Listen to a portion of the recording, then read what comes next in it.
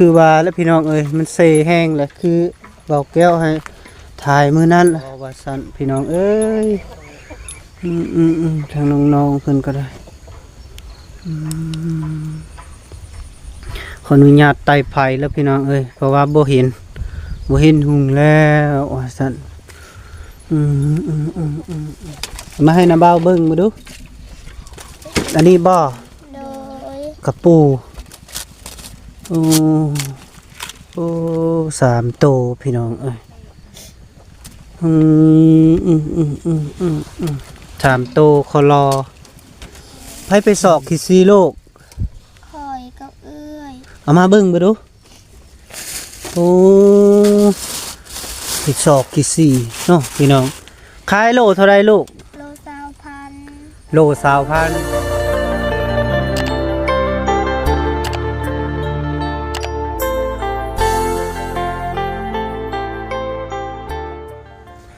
ครับทักทายสบายดีและสวัสดีพ่อแม่พี่น้อง FC เบิร์ดสุขูสุขคนเนาะ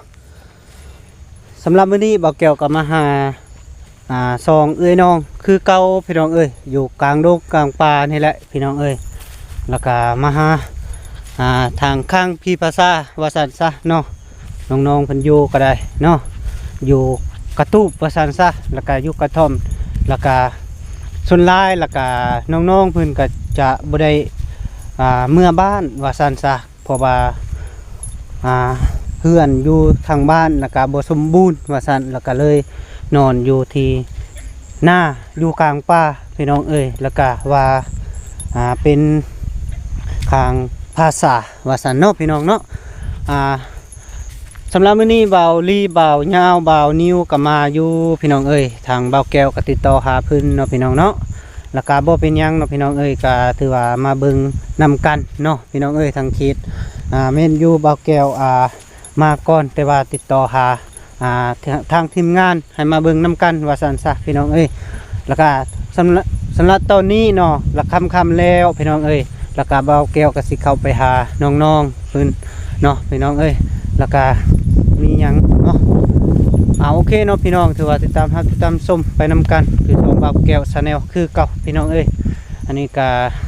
ค่ำแล้วเนาะพี่น้องเอ้ยแล้วก็โอเคบ่าวแก้วสิเข้าไปเนาะโธ่พื้นตากมันพี่น้องเอ้ยตากมันสับปะหลังว่าซั่นซะพี่น้องเอ้ยเพิ่นจะเอาไปขายว่าซั่นพี่น้องเนาะพี่น้องเอ้ยนี่ก็อยู่ทุ่งไร่ทุ่งนาว่าซั่นทางนั้นก็มีเนาะเพิ่นตากโอ้ค่ำๆแล้วพี่น้องเอ้ยทางน้องเพิ่นอยู่กะทางนั้นล่ะพี่น้องเอ้ยเนาะ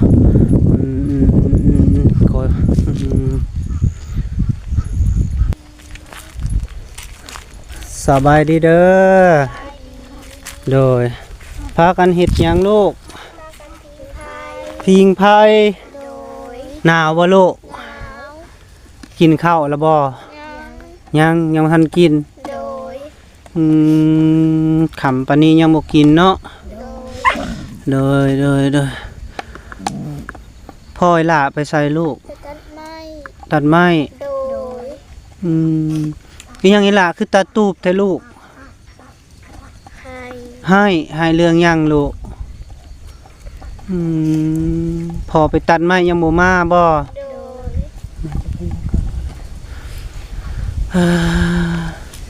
แม่เด้อยู่บ่อยู่นำกันเนาะคือให้ลูกไผแน่มาหาลูกชื่อเพิ่นบ่บาลีบาลีโดยบ่าวนิวแล้วก็บ่าวยาวเนาะโดยอันนี้แม่นทีมงานของนาบ่าวเด้อคือนาบ่าวว่ามื้อนั้นแหละเพิ่นสิมาหาเนาะแล้วก็เพิ่นมีหยังเอามาให้มีขนมข้าวเนาะโดยชื่อนาบ่าวอยู่บ่ลูกชื่อนาบ่าวชื่อหยังชื่อบ่าวแก้วเนาะโดยมื้อนั้นนาบ่าวก็มาค่ำเนาะมื้อนี้ก็เจอค่ำอีก ก็บ่เป็นหยังนะบ่าวให้พื้นทายก่อนว่าซั่นเนาะ โดย ยังบ่ทันกินข้าวกินน้ำน้าบ่าวมาตอนนั้นคือบ่เห็นลูกไปไส ลูกไปคูด ไปขุดหยังลูก คูดกระปู กระปู โดย ได้หลายบ่ลูก ได้2-3 โตว ได้2-3โตไปเบิด2บ่ โดย ก็ว่าพ่อเจะสิมาจักโมง ค ค่ำพุ่นเนาะ ำโดย แต่ละเทื่อเราไปน้ำหมู่ล่ะบ่ โดย อ๋อพี่น้องเอ้ยกระบาบกระบอเนาะเฮือนซานไปก็ได้ไปเบิ่งเฮือนคือเก่าพี่น้องเอ้ยไป ปลาไอตุ๊ก พาไอ้ตกอีกไอ้ตกบอกกินนี่นะโดยกระบอเป็นหยังเพราะว่าเราแก้วมาผ่านก้อนพี่น้องเอ้ยฮู้เรื่องราวแล้วเฮือนเพิ่นก็ได้อยู่ท่าเด้อคือว่าแล้วพี่น้องเอ้ยมันเซแห้งเลยคือเราแก้วให้ถ่ายมื้อนั้นล่ะนี่เอาคำเนาะเอาไม้คำพี่น้องเอ้ยกระบาบกระบอว่าสันพี่น้องเอ้ยทางน้องๆเพิ่นก็ได้ขออนุญาตไต่ไผ่แล้วพี่น้องเอ้ยเพราะว่าบ่เห็นหุงแล้วว่าสัน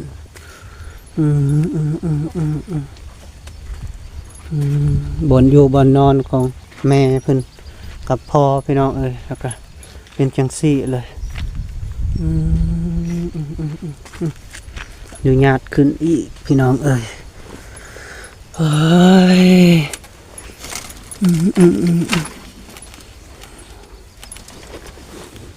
โอ้ยมืดคำมื้อนี้บ่ได้ไปหับจางบ่ลูก บ่ บ่ได้ไป โดย นี่ละเพิ่นกะตาปูตะโปพี่น้องเอ้ยทางเพิ่นก็อยากขอความช่วยเหลือว่าซั่นซะพี่น้องเอ้ยก็ได้บ่มีเฮือนอยู่แล้วก็อยู่กลางป่าเนาะพี่น้องอยู่กลางป่าลับแลแล้วก็อยู่ข้างภาษาว่าซั่นโอ้พี่น้องเอ้ยอันนี้ก็ทางของภาคทางบ่าวลีบ่าวยาวบ่าวนิวเอามาให้เนาะพี่น้องเอ้ย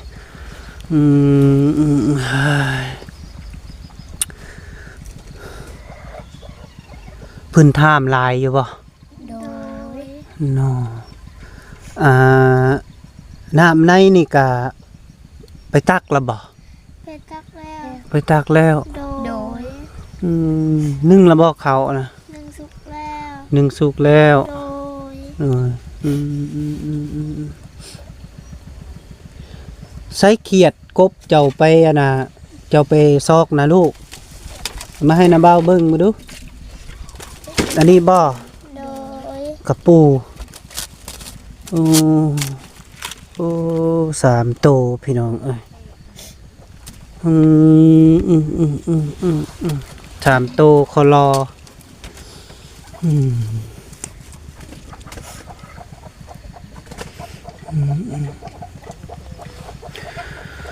นอนกลางคืนนี่บ่ได้กังบ่ทางนี้บ่ได้เอาผ้าบังบ่ บ่ นอนล่วงแบบนี้บ่ โดย อีหล่าบ่ได้ย่านว่านอนกลางคืนนะ บ่ คือว่าไกลภาษาบ่ได้ย่านบ่ บ่ บ่บ่ได้เข้าเมื่อเฮือนบ่ บ่ บ่มีเฮือนบ่ โดย อยู่บ้านก็บ่ได้มีเฮือน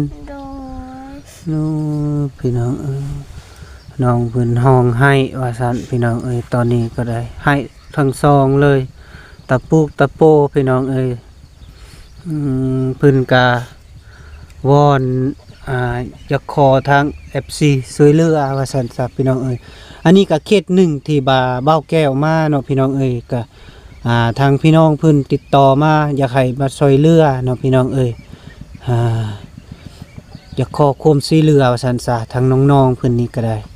แล้วก็มีอีกเขตหนึ่งอยู่พุ่นเนาะพี่น้องก็เบ้าแก้วก็บ่ได้เว้าบ่ได้นั่งดอกแ แต่ว่ามาหาน้องนี่ก่อนเนาะเป็นหยังอันนี้ลูก น้ำต้มแม่ น้ำต้มแม่ โดย โอ้น้ำต้มแม่โอ้หากไหม โดย อีแม่เล่าเป็นหยังลูก เราเป็นกระเพาะ กระเพาะอีกแล้ว โดย อ้าวไม่ติเจอโรคกระเพาะแล้วอยู่นี่เนาะ โดยเราเป็นบีตึง เราบีตึง โดย บ่ได้พาแม่ไปกวดบ่ลูก บอ เป็นหยังคือบ่พา บ่มีเงิน บ่มีเงิน โดย โดยเอาอีกแล้วพี่น้องเอ้ยบ่มีเงิน ส่วนพ่อนี่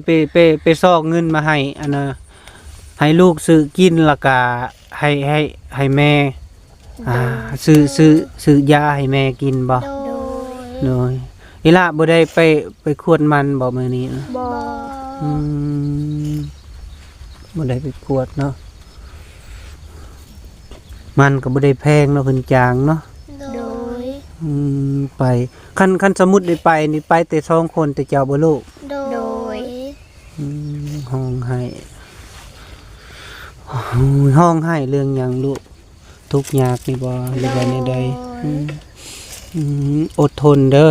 โดย คันว่ากะมื้ออื่นกะนาบ่าวก็มาเด้อ โดย เด้อเพราะว่าอันที่ว่านาบ่าวสิซื้อมีมาให้นี่นาบ่าวขอโทษเด้อนาบ่าวยังบ่ทันเมื่อดงเห็น โดย หลังจากนาบ่าวเมื่อแล้วนาบ่าวมาแล้วนาบ่าวสิมานำบ่าวลีคือเก่า โดย แล้วก็สิมาให้เด้อ โดย โดยนาบ่าวนี่ก็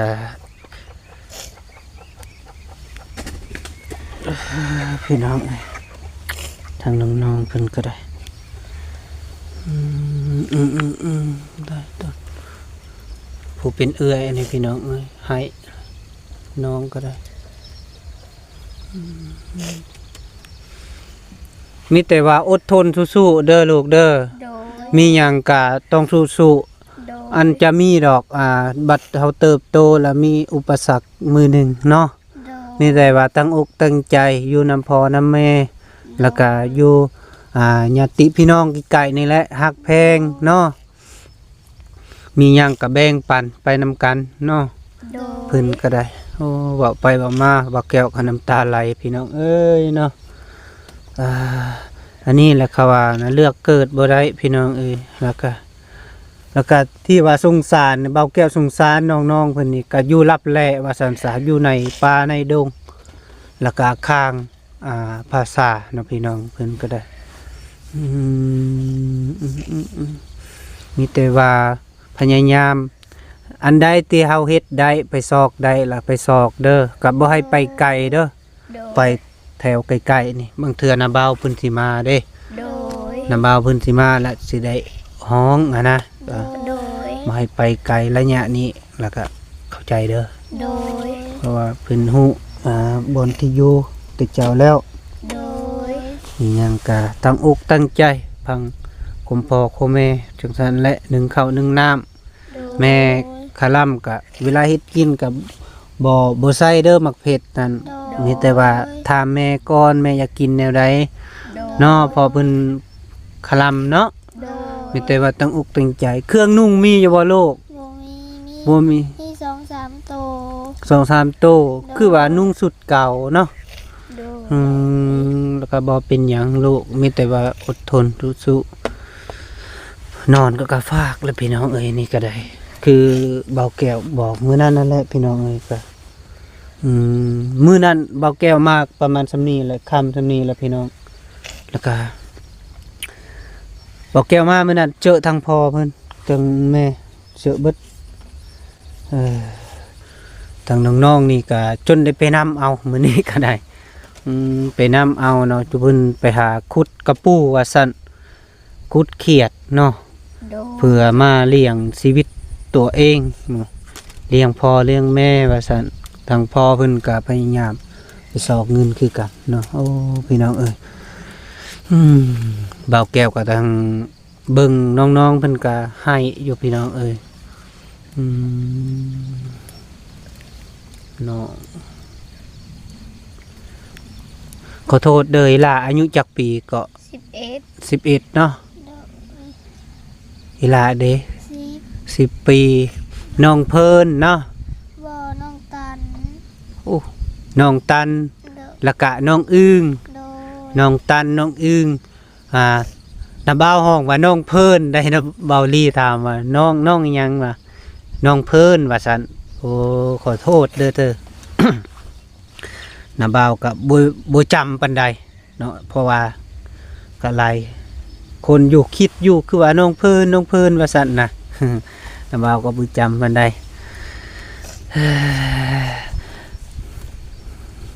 ข้าวเจ้าบ่เพิ่นเอามาให้บ่รู้จักถุง ทงหนึ่ง ถุงหนึงไผเอามาให้ เบาลี บ่าวลีเนาะแล้วก็ขนมเนาะ โดย ขนมแม่นหยังอันนี้ลูก ฮัดเพชร ผัดเผ็ดไผเอามาให้ เบายาว บ่าวยาว โดย โดยแม่นหยังอันนะปลาทูบ่หยังขี้ซี โดย ไผไปสอกขี้ซีลูก คอยกับเอื้อย เอามาเบิ่งเบ่ดูโอ้ไปสอกขี้ซีเนาะพี่น้องขายโลเท่าไรลูก โลซาวพัน โล20,000 โดย ไปขายอยู่ไส บานาแพก บ้านนาแพกทางบ้านน้องอีเนาะ โดย โดยไผซื้อเวียดบ่หรือว่าคนลาวผู้ตุ้ยๆนำบ่ คนลาว ผู้หญิงตุ้ยๆนำบ่ โดย ก็ฮู้จักนำเพิ่นอยู่ น้าบ่าวก็เป็นไปซื้อไก่ก็เลยเจอน้ำเพิ่นเว้าน้ำเพิ่นตลอดอยู่ โดย นาแพกคันเวลาอันเขาเจ้าเปิดอันตลาดนัดแล้วก็ย่างไปบ่ลูก โดย พระที่โทบักไก่นี่ย่างนี่ได้บ่ได้ขี่อันรถไอ้เต้นน้ำเข้าบ่ บ่ อื ย่าม งไป ย่างไป โด เนาะ ย คงลำบากบ่แม่นง่ายได้นี่พี่น้องเอ้ยบักไก่นี่ประมาณก็7-8 หลักพุ่นใดเนาะ โดย ย่างนะไก่ได้พี่น้องเอ้ยน้องๆเพิ่นก็ได้ขี้สีทางน้ำบ่าวก็บ่มีหยังเด้อมาพากมาตอน โดย มีแต่ว่าน้ำบ่าวให้กำลังใจว่าสู้ๆเด้อ โดย โดยมีแต่น้ำบ่าวมามายามใหม่แล้วจึงว่ากันเนาะ โดย ก็เรื่องมีนะน้ำบ่าวตินนี้อยู่แล้ว กระเทินน้าบ่าวได้เว้าปากน้าบ่าวบ่ได้ลืมดอกคันน้าบ่าวมามื้ออื่นกะคันน้าบ่าวบ่คาเวียกก็น้าบ่าวสิมาก่อนเนาะ โดย แล้วก็มีแต่ว่าตั้งอกตั้งใจคือน้าบ่าวเว้าอะไรเด้อ โดย บ่ได้เรียนหนังสือบ่แต่เจ้า บ่ บ่ได้เรียนเนาะ โดย เป็นหยังคือบ่เรียนโลก บ่มีเงิน บ่มีเงินซื้อเครื่องนุ่งเนาะ โดย บ่มีเงินซื้อปึ้มบิ๊กบ่ โดย โดยพี่น้องเอ้ยบอกไปก็ได้ว่าโพดเลยล่ะพี่น้องเอ้ยก็บ่มีหยังอีหลีใดอยู่กระท่อมบอกว่า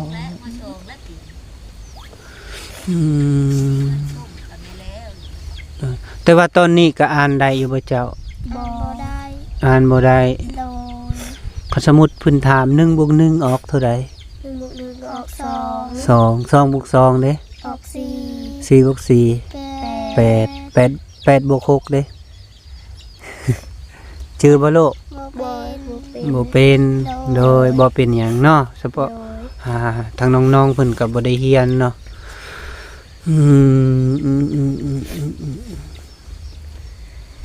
ยังบ่ทันกินข้าวบ่ โดย ถ้าพ่อมาจึงกินนำกันบ่ โดย โดยเฮ็ดกินแล้วบ่โลก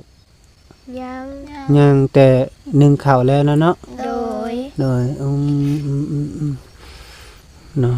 มีแต่ว่าจังซั่นน่ะเด้อนาบ่าวสิได้กลับปะอะไรบัดนี้เด้อมันค่ำแล้ว ทางเบาลีก็ไปพุ่นเนาะไปทายอยู่พุ่นแต่ว่าน้าเบาก็สิได้กลับปะเนาะ โดย โดยเอาขออยู่ดีมีแฮงเด้อสุขภาพเข้มแข็งเด้ออย่าเจ็บอย่าจนเด้อทาง FC เฮาบ่ได้ผ่านเบิ่งก็ขอความช่วยเหลือว่าซั่นซะพี่น้องเอ้ยอันนี้บ่ได้แม่นว่าปากของเบาแก้วขอความช่วยเหลืออันนี้กระทั่ง